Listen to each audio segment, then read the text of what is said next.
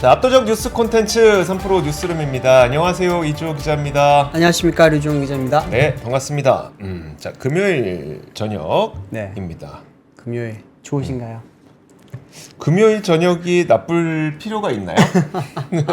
굳이 나쁠 이유를 찾기는 좀 어려울 것 같은데. 맞아요. 네. 좋죠. 그렇죠. 네. 자, 그렇습니다.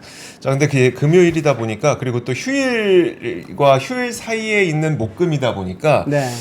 뭐 참 아주 큰 일들이 발생하진 않는 것 같은 느낌은 좀 있습니다. 네. 자, 근데 오늘 본격적인 뉴스를 하기에 앞서서 되게 뜨거운 소식이 하나가 있더라고요.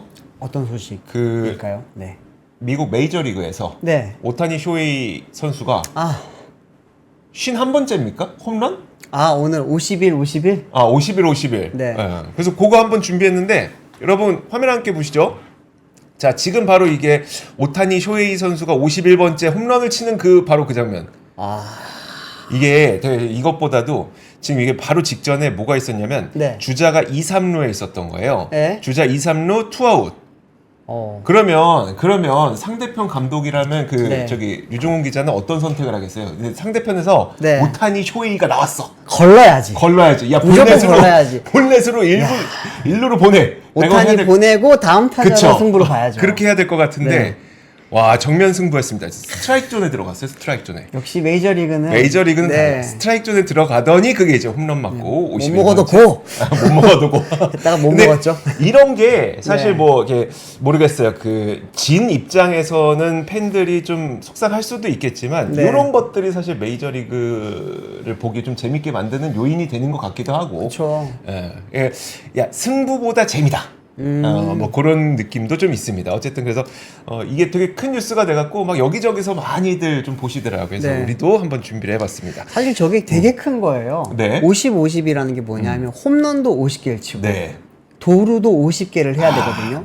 그러면 호타 준족 이게 못 갖춰. 육각형이 돼요. 육각형. 이거 아무나 못하는.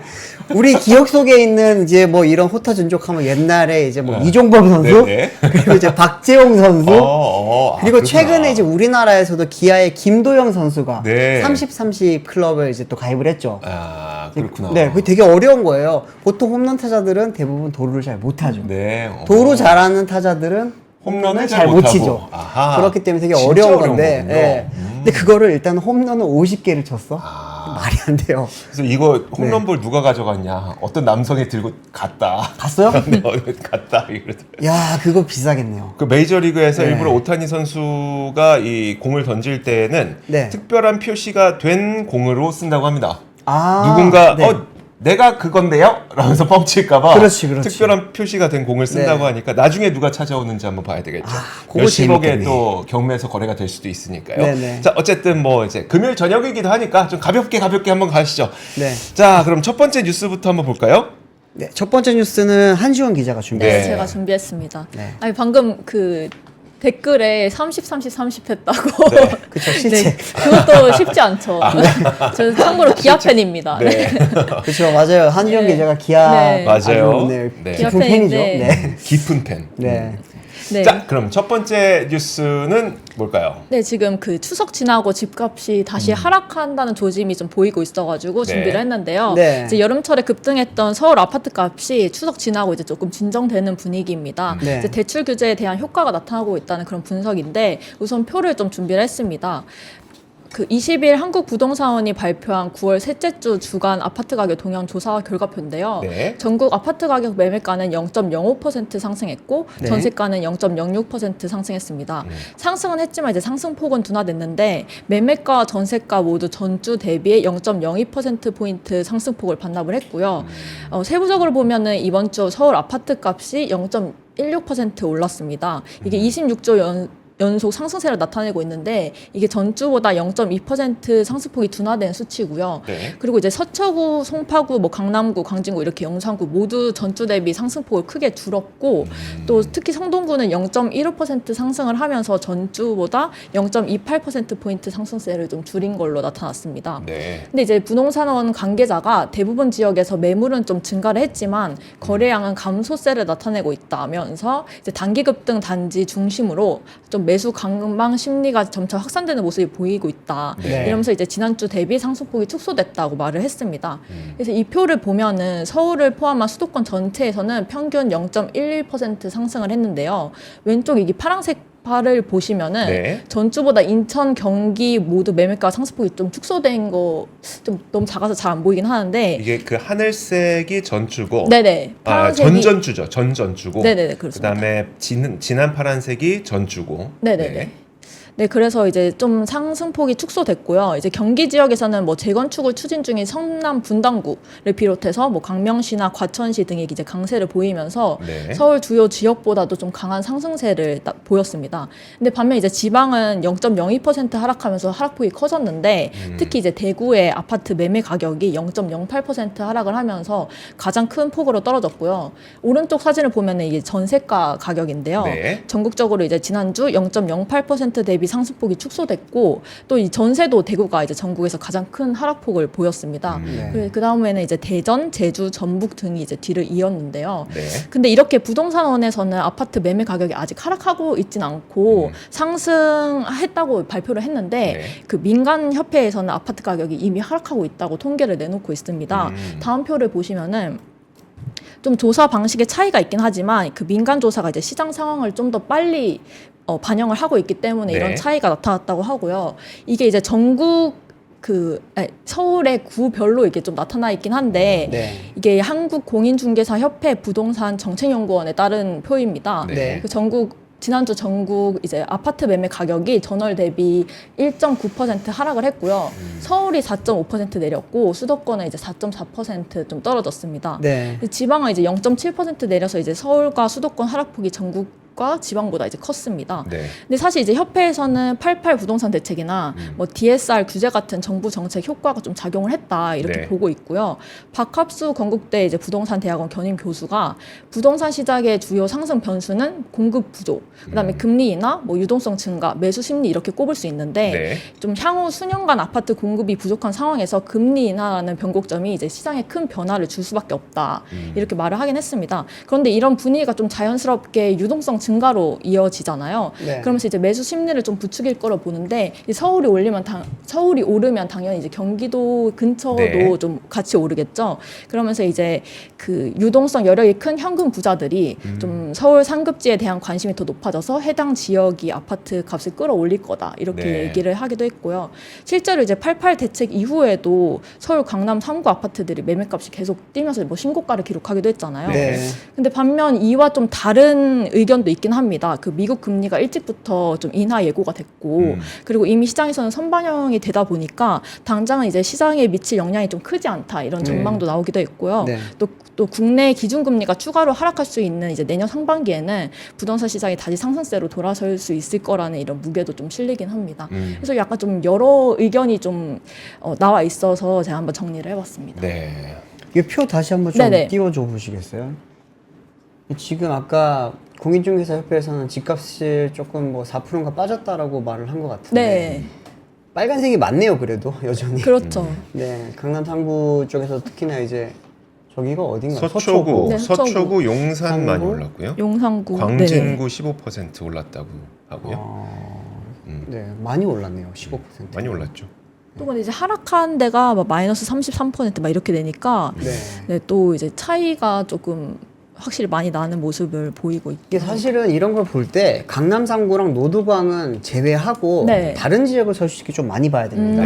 강남 3구는 많이들 아시겠지만 계속 오르고 있고 네. 특히나 이제 압구정이라든지 반포 같은 경우에는 연일 지금 신고가 나오잖아요. 신고가 나오고 있는데도 불구하고 사실 정부에서는 아직까지 토지거래 허가 구역이라든지 이런 지금 규제 정책이 전혀 안 들어가고 있기 때문에 그 그렇죠. 지역에서 집값이 오르는 것에 대해서는 사실은 전체 평균에 좀 대입하기는 조금 어려울 거고요. 그렇죠. 노도강 지역 같은 경우에는 사실 뭐 아시겠지만 계속해서 안 좋습니다. 그 부분은 지금 뭐 많은 분들이 예전에 살던 분들도 계시지만 2020년, 21년, 22년 요때 한창 상승기 때 네. 영끌에서 들어가신 분들도 많거든요. 네. 근데 이제 그분들이 지금 이제 나올 수 있는 타이밍을 놓쳤다라는 이야기도 나오고 또 이제 거기서 제일 큰 문제는 어떤 거였냐면은 재건축 때문에 들어갔는데 네. 지금 재건축이 잘 안 되고 있어요. 그 집 같은 경우는.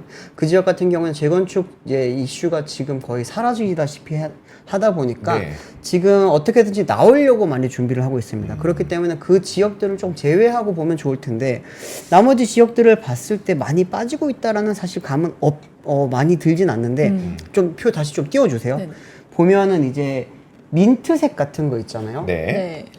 화면에는 약간 지금 파랗게 보이긴 하는데 성동구 대비. 네. 네. 천연동구 대비요? 네, 맞습니다. 네. 성동구, 송파구, 강동구, 영등포구, 양천구, 구로구 이쪽을 조금 많이 봤을 때 빠진 걸로 봐서는 부동산원보다는 말씀하셨던 공인중개사협회 쪽 자료가 조금은 맞는 것 같기도 하고요. 네. 지금 댓글에서도 계속 나왔는데 한국 부동산원이 느립니다, 원래. 느리고 KB라든지 아니면 저런 지금 이제 공인중개사협회 자료 같은 경우는 거의 실시간처럼 대비가 적용이 되기 때문에 좀 빨리 반영이 된다고 볼 수 있거든요. 근데 조금은 확실히 효과가 좀 있는 것 같습니다. 네. 더군다나 지금 이제 금리가 사실 하반기 집값의 최대 지금 뇌관이에요, 사실은. 그렇죠. 지금 다들 아시겠지만 스트레스 DSR 2단계 실시를 했고 뭐 조건부 전세대출을 했기 때문에 많이 집값이 잡히지 않겠냐라고 지금 보고 있었지만 아시겠지만 이제 비커 됐잖아요, 미국이. 네. 미국 비커 하면서 여기에 따른 이제 한국은행이 어떻게 할 건가에 대해서 지금 그것도 좀 지켜봐야 되는 상황이고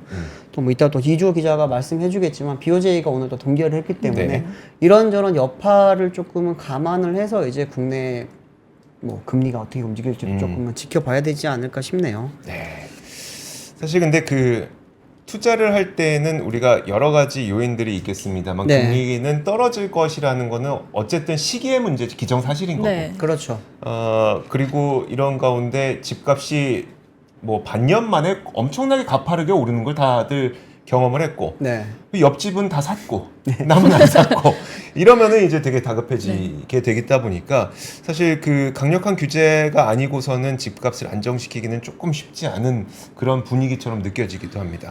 자, 저희가 부동산 이야기를 좀 해봤고요. 그 다음에 두 번째 뉴스 보도록 하겠습니다.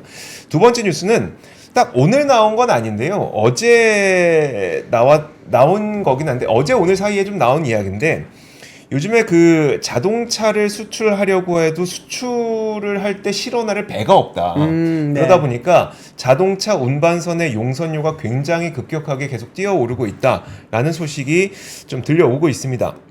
자, 글로벌 해상 운송 시장에서 지금 자동차를 실어 나르는 선박이 부족한 현상이 이어지고 있는데 그러다 보니까 클락슨 리서치에서 올해 3분기 6,500 CEU, 그러니까 1CU라고 하는 거는 차량 한 대를 운반할 수 있는 공간을 얘기하는 게 1CU인데 6,500 CU면 그러면 한 6,500대 정도 실을 수 있는 운반선에 하루 용선료 빌리는 비용이 얼마인지를 보니까 10만 5천 달러라고 합니다. 그러면 1억 4천만 원. 하루에 1억 4천만 원.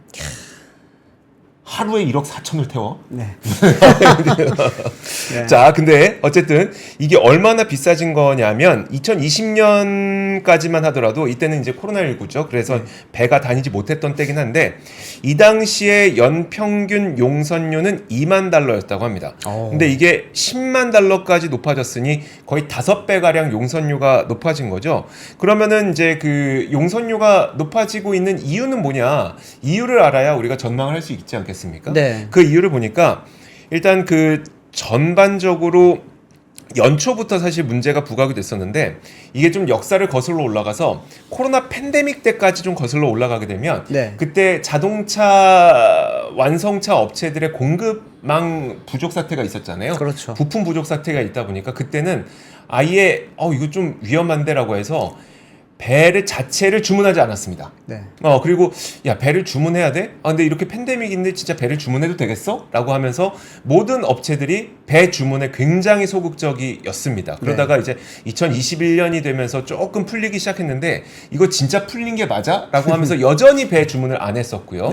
자, 그런데 2022년부터 본격적으로 이 자동차들의 수출이 활발해지기 시작하는데 그러니까 자동차 수출은 활발해지는데 배 주문을 미리 안 해놨던 것이 사단이 났던 거죠. 그러다 보니까 2023년, 2024년 올해 초부터는 굉장히 배 부족 현상이 일어나게 되는데 여기서 한 가지 더해지는 요인이 뭐였었냐면 중국의 전기차 수출이 굉장히 많이 늘어나게 됩니다. 네. 그래서 2022년까지만 하더라도 중국의 완성차 수출이 300만 대를 기록했는데 2023년이 되니까 그게 거의 500만 대 가까이 중국의 전기차 수출이 늘어나게 되거든요.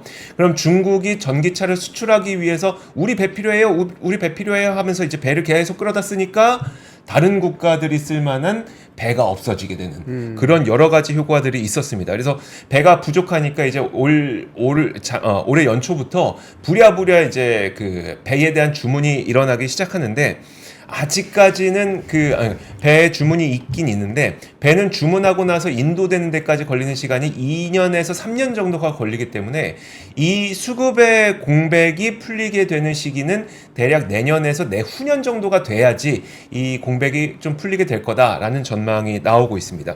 그러다 보니까 최근 들어서 이제 그 자동차 운반선의 수주가 굉장히 많이 늘어나고 있다고 해요. 그러다 맞습니다. 보니까 지금 신주 발주 잔량이 대략 200척 가량으로 증가를 했는데 현재 전 세계를 돌아다니고 있는 자동차 운반선의 대수가 한 750척 가량 정도 된다고 하는데 네. 그 중에서 그러니까 이걸 제외하고 200척 가량이 새로 발주가 된 물량이라고 하니까 이게 이제 좀 들어오게 되면 이런 타이트함은 좀 풀릴 수가 있겠죠.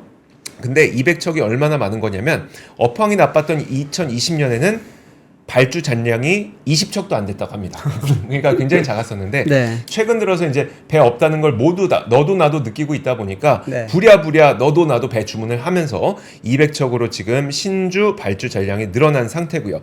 근데 이게 뭐 그 매년 차례차례 뭐 올해는 30척, 내년에 뭐 50척 이런 식으로 차례차례 늘어날 거기 때문에 이 그 배 수급이 풀리는 게 아주 빠른 시간에 일어나진 않을 가능성이 높은 것으로 전망이 되고 있습니다. 그럼 여기에서 그 우리나라가 과연 여기에서 수혜를 좀 받을 수 있느냐? 네. 배가 부족할 때 있죠. 있죠. 네. 있습니다. 세계적인 아주 카캐리어 업체가 하나 있죠. 그렇죠. 네. 거의 우리나라에서 유일한 현대 글로비스가 유일하게 지금 운반을 하고 있지 않습니까? 맞습니다. 그 한창 배가 부족했을 때는 이런 방식까지 썼다고 해요. 야, 안 되겠다. 컨테이너에다 차 실어. 맞아요. 네, 컨테이너에 차 한 대 실을 수 있죠. 한 대 더 들어가죠. 아, 2대 실을 수 있습니까? 큰 차는 한 대 들어가고 네. 이제 좀 작은 차들은 2대 더 들어가고요. 아, 그러니까 중국이 되게 잘했던 게 뭐냐면 네. 잘했다고 해야 되나? 하여튼 중국이 꼼수를 썼던 게 어떤 거냐면은 네. 컨테이너 하나에 이제 초소형 전기차 같은 거 3대 4대씩 밀어넣어서 네. 이렇게 막 팔고 그랬습니다. 물론 근데 그렇게 되면 되게 비싸지죠. 네. 컨테이너 하나당 돈을 다 내야 그렇죠, 되니까. 그렇죠. 근데 이제 그 우리 유종훈 기자가 얼마 전에 현대 글로비스를 직접 가서 네. 목격하고 오지 않았습니까? 그렇죠. 차를 그러니까 매우 빼곡하게 세운다면서요? 진짜 자동차랑 사이가 한 뼘이에요. 한 뼘인데 그게 어떤 거냐면은 백미러, 사이드미러 접고 한 뼘이에요. 아, 네. 그분들은 주차의 달인들입니다. 그러니까 이렇게 네. 빽빽하게 세워야 겨우 이제 그 수익이 맞는데 네. 그걸 컨테이너에다 실어서 가면 물론 중국차는 싸니까 그렇게 해도 남겠지만 네네. 다른 자동차 업체들은 그게 잘 안 되겠죠. 그렇죠. 그러다 보니까 이제 배가 없는 그런 상황이 굉장히 힘들었었는데 현대글로비스의 경우에는 거의 우리나라에서 유일하고 그리고 자동차 선사도 전 세계적으로 보더라도 많지 않습니다. 뭐 유럽의 소규모 선사, 일본의 선사 매우 적은 규모의 선사들이 있기 때문에 이렇게 배 부족 현상은 분명히 우리나라에게도 큰 도움이 될 수도 있는 그렇죠. 그런 가능성이 있습니다. 네. 현대글로비스 얘기 좀 더 해주세요. 글로비스 같은 경우에는 최근에 저랑 이제 건순우 팀장이 네. 이제 이규복 사장님 한번 인터뷰를 했었잖아요. 그리고 제가 이제 조만간 공개될 겁니다. 제가 이제 평택항에 있는 글로비스 거기 야적장을 갖고. 네. 배가 어떻게 차가 배에 어떻게 실리는지 아마 국내 최초 공개 영상도 있습니다. 그 쿠쿠쿠님이 네. 테트리스 고수라고 하는데 그 이상입니다. 그 이상이에요. 저 진짜 깜짝 놀랐어요. 참고로 하나 말씀드리면은 배가 13층까지 있어요. 그리고 그 13층까지 있는데 거기서 12층까지 다 자동차로 채웁니다. 그리고 우리 이제 요즘 예전 아파트 가면 주차 공간 부족하면은 이제 막 이렇게 지하 주차장 내려가는 길에도 차 세워놓고 막 이렇게 하잖아요. 그 길에다 세우는 거. 네. 똑같습니다. 이제 배 안에 있는 모든 공간이 다 돈이에요. 네. 그러다 보니까 그러네. 특히나 3차원을 씁니다. 우리가 주차 공간을 할 때는 2차원을 쓰잖아요. 네네. 땅바닥 넓이만 생각하잖아요. 네. 근데 어떻게 배는 부피까지 생각을 해서 3차원 공간을 계산을 해서 최적의 공간을 만들어내고요. 가장 많이 실을 수 있는 방법을 씁니다. 천장도 남기지 않는다. 천장도 남기지 않죠. 그리고 배가 한국에서 출발해서 미국 가서 바로 돌아오는 게 아니고요. 네. 어떤 한 거쳐서 이렇게 오거든요. 네. 그렇기 때문에 어디 가서 뭘 실을지 어디 가서 뭘 먼저 내릴지까지 다 계산을 해서 차를 집어넣어야 돼요. A 항구 도착했는데 야 B 항구 차 어딨어? 저 안에 있는데요? 그러면 차 다 빼야 돼요. 그럴 수 없으니. 네. 그러다 보니까 이제 그런 모든 노하우를 다 이제 가지고 있는 사업이 카캐리어 사업이더라고요. 저도 이번에 가서 굉장히 좀 많은 걸 배워왔는데 이 부분에 대해서는 조만간 압권 채널을 통해서 저희들이 이제 한번 제대로 보여드릴 예정입니다. 그리고 기대를 해주십시오. 네. 한 번도 공개되지 않았던, 역사상 한 번도 공개되지 않았던 장면도 포함이 되어 있어요. 네. 거기 이제 거기 계시는 분들이 이거는 KBS, SBS, MBC도 와서 못 찍고 갔던 장면이 하나 있습니다. 네. 재밌으니까 기대를 해주시고요. 자, 너무 뽐뿌했다. 네. 네. 좀 다른 이야기를 좀 하자면은 많이들 아시겠지만 지금 이제 수혜주 운하 때문에 희망봉 돌아가는 거. 맞아요. 그거에 대한 이제 여파가 지금 이제 계속해서 나타나고 있는 상황이라고 보시면 될 것 같고요. 특히나 이제 아까 200대 주문했다고 했잖아요. 네. 그 중에 40대가 현대글로비스입니다.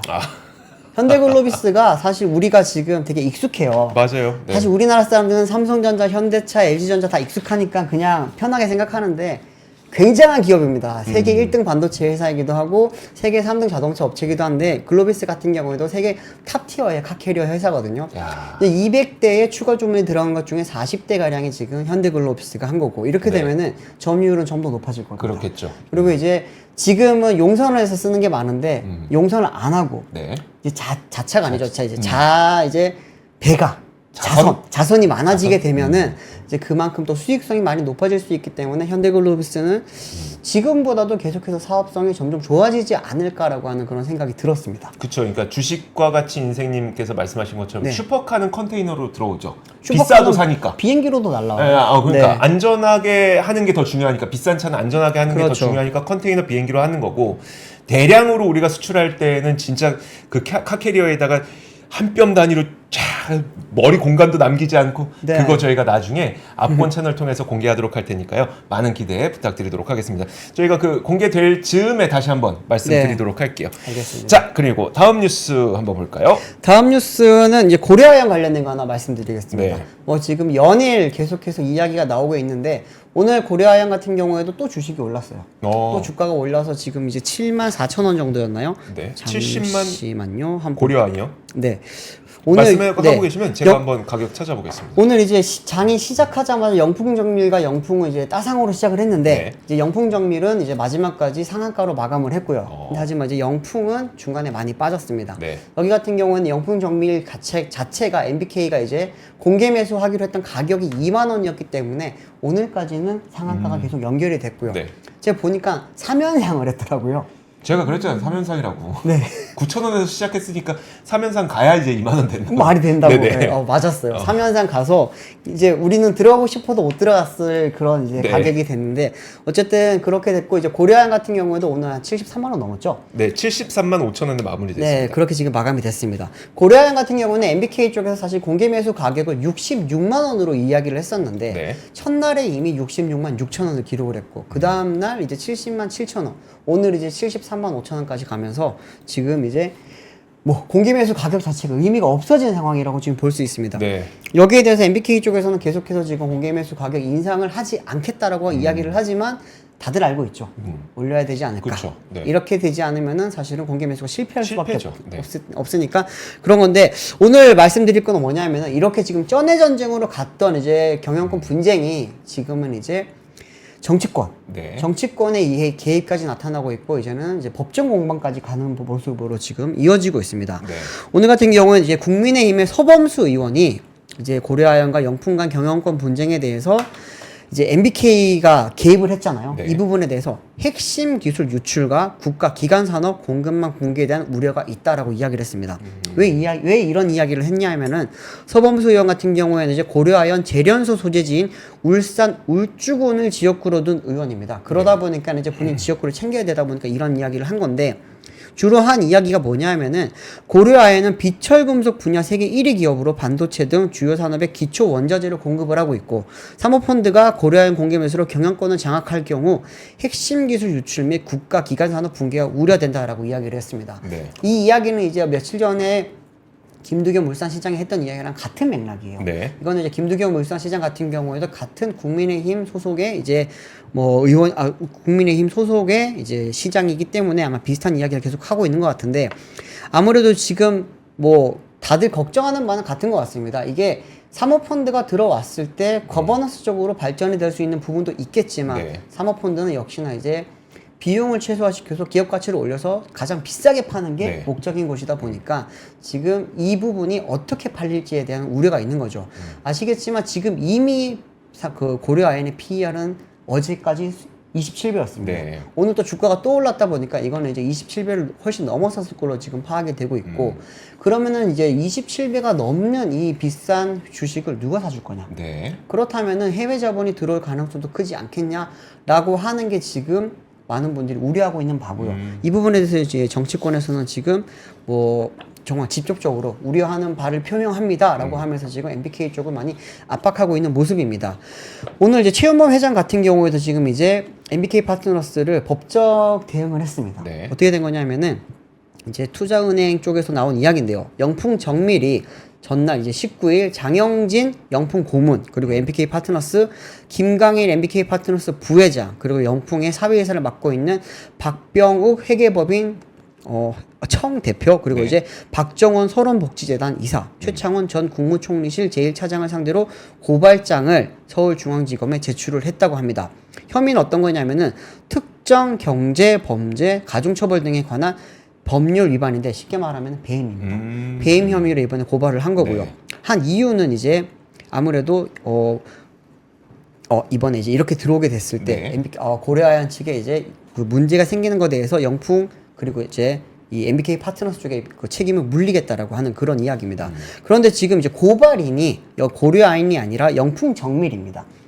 영풍 정밀이 고발인으로 나선 이유가 있는데 이게 이제 영풍 지분 4.39%를 보유한 주주이기 때문이라고 합니다. 네. 고려아연이 주주가 아니라 영풍 정밀이 그쵸. 주주다 보니까 네. 주주니까 여기에 대해서 지금 고발을 할 수 있는 겁니다. 이렇게 되면 이제 결국에는 처음에는 쩐의 전쟁으로 갈 거다. 아무래도 이제 돈 문제로 갈 게 이제는 정치권 개입까지 오게 됐고요. 네. 또 하나는 이제 법정 분쟁까지 가게 되면은 흔히 말하는 되게 진흙탕 싸움으로 이어질 가능성이 굉장히 높아집니다. 네. 이 와중에 지금 뭐 여기저기서 단독 기사들이 많이 나오고 있는데 최윤범 그 이제 고려아연 회장이 지금 일본에 가 있지 않습니까? 네. 일본에 가 있다 보니까 파이낸셜 뉴스 쪽에서 나온 기사에 따르면은 이제 그 어디죠? 그 갑자기 생각이 납니다. 그 일본의 그 네. 어떤 지역입니까? 아닙니다. 일본에 우리가 많이 알고 있는 그 회사인데요. 소프트뱅크? 네, 맞습니다. 아, 소프트뱅크. 소프트뱅크 쪽을 만나서 이번에 지금 이제 투자 관련 논의를 했다라는 이야기도 나오고 있고요. 네. 또 하나는 이제 뭐 한국투자증권이 백기사로 나설 것이라고 했다가 아니라고 이제 전면 부인했던 이야기도 있었고요. 또 하나는 이제 국내 대기업들도 결국에는 지금 다시 들어올 것을 검토하고 있다라고 하는 그런 이야기들도 점점 나오고 있는 상황입니다. 특히나 이제 하나 쪽에서 조금 네. 뭐 적극적인 모습을 보이고 있다라고 하는 이야기도 좀 들려오는데 아무래도 하나 쪽의 지분율이 굉장히 높아요. 7.75%나 되는 높은 지분을 가지고 있고 네. 더군다나 미국 사업 관련해서 지금 이제 고려아연이랑 협업을 많이 하고 있다고 합니다. 네. 그런 부분에 있어서 지금 아무래도 힘을 좀 실지 않겠냐라고 하는 이야기들이 나오는데 쩐의 전쟁을 넘어서 이제는 진흙탕 싸움으로 가게 될 경우에는 다음 주부터 고려아연의 주가가 쉽게 많이 움직이지는 않지는 않을까라고 하는 그런 이야기도 조금 전망도 나오고 있는 상황입니다. 네. 좀 지켜봐야 될 것 같고요. 이게 MBK랑 고려아연 쪽에서 지금 이제 뭐 방만 경영이었다라고 네. 하는 부분 그런 부분에 대해서도 지금 각자의 다른 입장을 나타내고 있는데 특히나 이제 그 이야기했던 이그니오 홀딩스 관련된 이야기가 많았습니다. 네. 이그니오 홀딩스를 좀 너무 비싼 값에 주고 샀다. 그 회사가 이제 기업 가치가 그 정도가 안 되고 매출이 뭐 29억밖에 안 되는 그런 네. 작은 회사를 몇 천억을 주고 사는 게 말이 되냐 뭐 이런 이야기가 있었는데 이 부분에 대해서도 이제 오늘 이제 고려아연 쪽에서는 당시 이제 그 지분 가치 그 이제 지분 가치를 평가하는 시기와 그리고 방법에 따라서 달랐기 때문에 충분하게 제대로 준 그런 이제 투자였다라고 이야기를 했고요. 뭐 보니까 뭐 보는 시각에 따라서 이거를 확대 해석이라고 볼 수도 있을 것 같기도 하고 아니면 방망경이라고 볼 수도 있을 것 같기는 한데 이거는 조금 더 지켜봐야 될 것 같습니다. 네. 자, 이런 일 겪을 때 이런 일 겪을 때 항상 이제 회사가 또 사업에 집중을 못하는 일이 또 발생을 하게 되니까 좀 그런 것들을 피해야 되는데라는 생각이 드네요. 고려한 노조가 지금 가장 걱정하는 부분이 사실 그런 부분이죠. 한창 그 전 세계 아연 시장의 뭐 1위 재련 기업이긴 합니다만 어쨌든 신성장 동력이 필요한 게 맞고 맞습니다. 그래서 신성장 동력을 하기 위해서 이제 자동차 소재, 그러니까 2차 전지 소재도 한다고 하고 여러 가지 노력을 하고 있는데 여기에서 이제 이런 분란이 생기게 되면서 사업 자체가 속도가 느려지게 될 가능성 이런 부분들도 분명히 존재할 것 같습니다. 자, 다음 뉴스 한번 보면은 자, 드디어 이제 코리아 밸류업 지수가 오는 24일부터 공개가 됩니다. 바로 다음 주인데요. 이 코리아 밸류업 지수가 어떤 그 구성 종목이 들어가게 될 것인지 그리고 어떤 선정 기준을 갖고 선택하게 될 것인지 이런 기준과 종목에 대한 이야기를 오는 24일에 이 발표를 하게 될 예정입니다. 사실 이거는 뭐 갑자기 나온 건 아니고 원래부터 이쯤에 이제 발표하겠다, 9월 말에 발표하겠다고 계획이 되어 있었던 거기 때문에 뭐 그냥 순서대로 진행되고 있다라고 보시면 될 것 같고요. 사실 우리가 밸류업 지수와 관련된 그 이야기 그리고 이것이 시장의 어떤 투자 심리로 가장 강력하게 반영됐을 때는 연초였잖아요. 그렇죠. 근데 그때부터 모든 이 관련자 분들이 말씀하셨던 게 이거 그렇게 한두 달짜리 하려고 하는 거 아닙니다. 진짜 우리나라의 기업 가치를 수년, 수십 년 동안 높이기 위한 되게 천천히 진행돼야 될 작업입니다라고 했는데 5월, 6월쯤인가 제가 이제 그 한국거래소에 가서 그 금융위원회랑 한국거래소랑 같이 금융위원회를 한번 방문한 적이 있었어요. 이 밸류업 관련된 콘텐츠를 한번 만들자고 하면서. 근데 이제 그때 그 직접 일을 하시는 분들이 너무나도 답답해하는 게 아니. 우리가 이거 몇 년짜리 수십 년짜리 계획을 갖고 천천히 이제 진짜 우리나라 기업들의 밸류를 높이자고 하는데 우리는 발표를 2월에 했고 실질적인 시작은 5월에 했는데 왜 아무것도 안 하냐고 사람들이 그렇게 욕을 한다.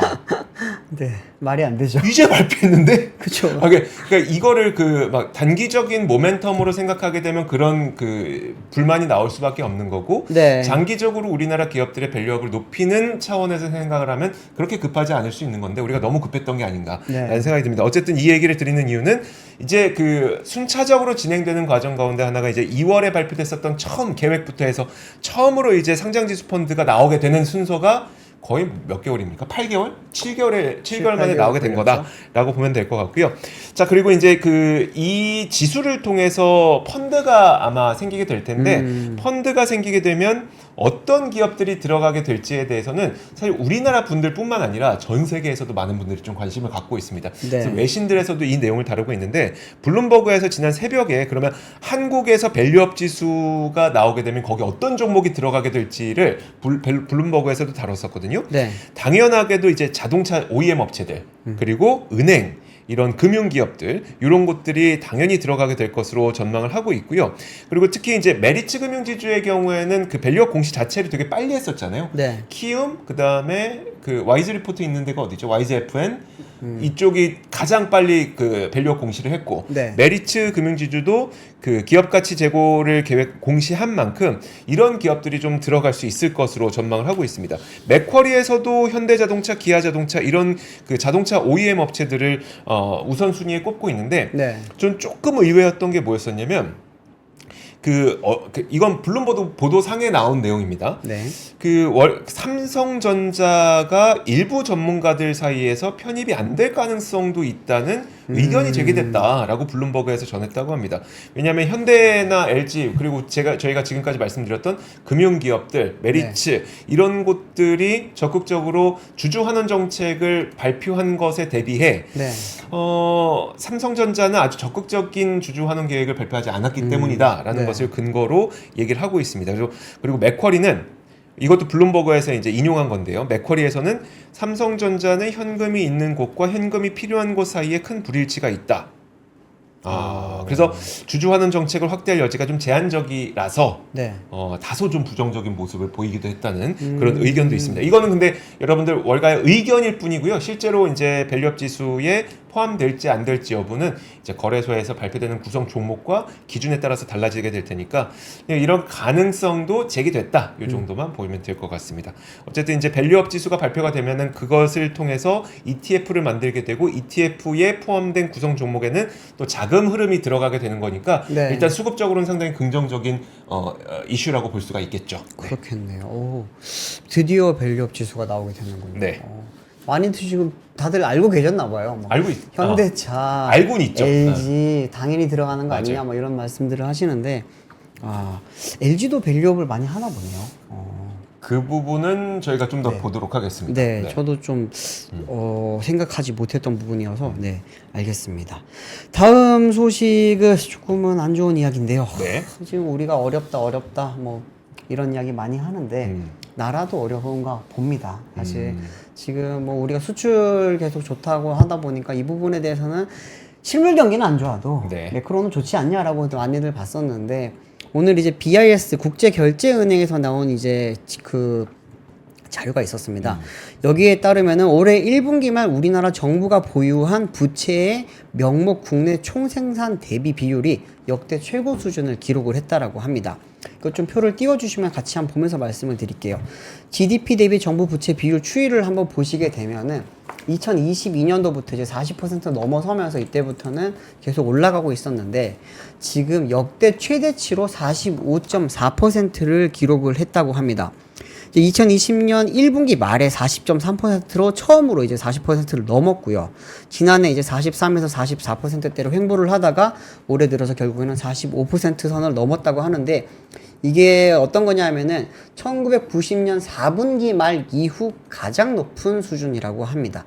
우리가 기억하고 있는 IMF 1997년 그리고 이제 2008 금융위기 때보다도 훨씬 지금 정부 부채 비율이 많이 높은 상황이라고 볼 수 있다고 합니다.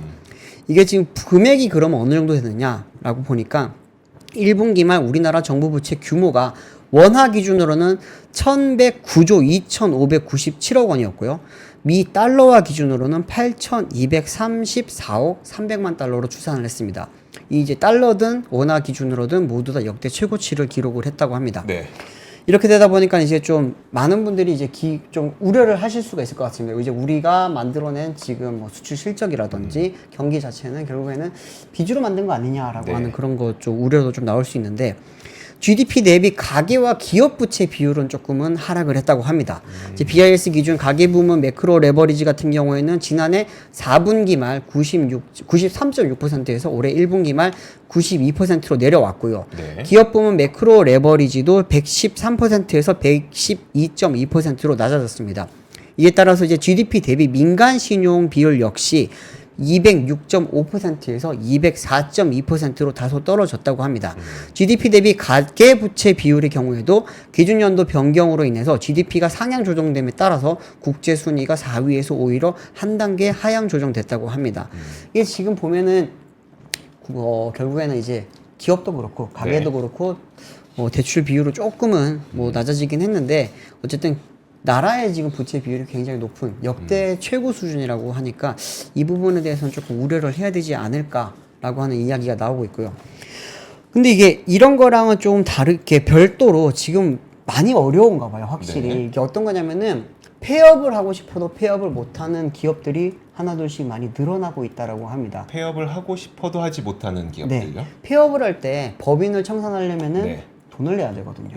이 돈조차 지금 내기 힘들어서 폐업 못하고 그냥 매출 0, 이익 0, 그냥 법인 명만 남아있는 그런 유령 회사들도 지금 이제 하나둘씩 많이 늘어나고 있다고 하는데 이게 오늘 매일경제 쪽에서 단독 보도가 나온 내용이었습니다. 어떤 내용이냐면은 국회 기획재정위원회 소속 최연석 국민의힘 의원실에 의뢰해서 이제 국세청 자료를 받았는데 여기를 한번 보면은 법인세를 신고한 영리 법인 중 이제 매출과 이익이 모두 0인 법인이 지난해 약 27,568곳에 달했다고 합니다.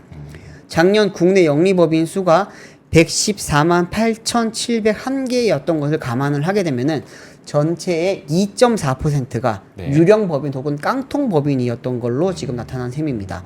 깡통 법인 수는 이제 2015년 1115곳에서 계속 증가해서 9년 만에 2.7배나 급증한 것이라고 합니다. 이게 왜 그러냐면은 폐업을 하려면은 사실은 폐업 비용, 청산 비용이 필요하거든요. 네. 근데 이제 이것도 이제는 내기 힘들고 뭐 어떤 뭐 이제 대표 같은 경우에는 이제 직원들 퇴직금 네. 주고 이것저것 하고 나서 이제 다 그 뭐죠? 그쵸. 네. 그 재고 처리까지 다 끝내고 이런 것까지 하고 나면은 폐업 비용조차 낼 돈이 없어서 지금 이제 힘들어서 결국에는 그냥 버티고 있다라고 하는 이야기조차 나오고 있다고 합니다. 사실 네. 이런 것들이 이제 우리 청년들이 지금 일자리가 없는데 신규 일자리가 또 갈만한 일자리가 생기지 못하는 이유이기도 하잖아요. 계속 그렇죠. 인력을 줄이고 일자리를 계속 없애고 하는 거니까요. 네. 폐업을 하다 보니까. 자, 그렇습니다. 폐업자 수도 역대 최고치로 많았다고 하니까 진짜 기업하시는 분들도 진짜 많이 힘드실 것 같고. 그러니까 금리를 내리긴 내려야 되는데 아파트 값은 어떡하죠? 그래서 지금 굉장히 골치 아픈 네. 시기를 우리는 좀 보내고 있는 것 같습니다. 네. 자, 그래도 이제 3프로 뉴스룸이 준비한 소식은 여기까지고요. 네. 아무리 좀 마음이 무거워도 주말은 좀 가볍게 여러분들 가족들과 함께 즐거운 네. 시간 보내셨으면 좋겠네요. 자, 그럼 주말 보내시고 저희는 월요일에 오도록 하겠습니다. 오늘도 함께 해주신 여러분 고맙습니다. 감사합니다. 박근영, 이선영, 사경인, 염승환 투자 마스터들의 세심한 케어로 건강한 투자 습관을 만드세요. 3프로 멤버십 3프로 앱에서 확인하세요.